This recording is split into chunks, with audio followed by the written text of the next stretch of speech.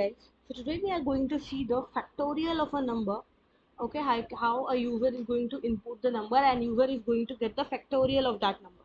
So factorial is nothing but a number, let's say 4. So it would be the multiplication of 3 into 2 into 1 into 4. Okay, 4 into 3 into 2 into 1. That is the factorial, means up till the number, the multiplication of previous number would refers to the factorial of a number. Let's create a public class.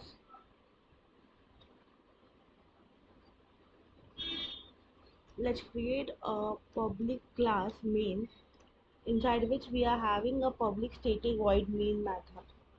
Let's create a scanner input sc object with the help of new keyword, and you can just use the system dot in, right? After that, you can just try to get the response from the user with a sentence, let's say enter the number, right? And that is going to be stored in the intn. Let's take the input with user with the help of next int.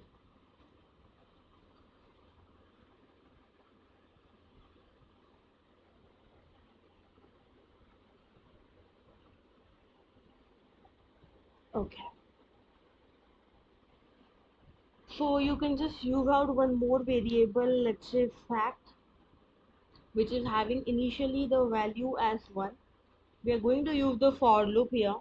Initially I would be having the value equals to n, which user is going to enter. Then we are having the greater than equals to 0 condition. Then I would be in the minus because we are going with the backward series of a number. You can just simply use the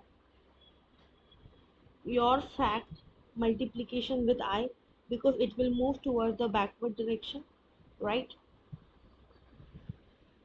And here we can just use the equals to as well, and you can just simply print out your statement, let's say factorial is,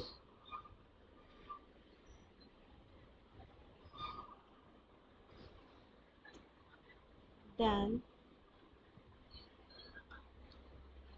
you can just use is for better clarity,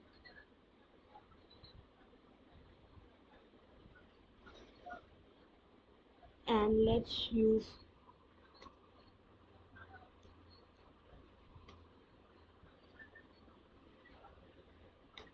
fact. Let's try to run the program,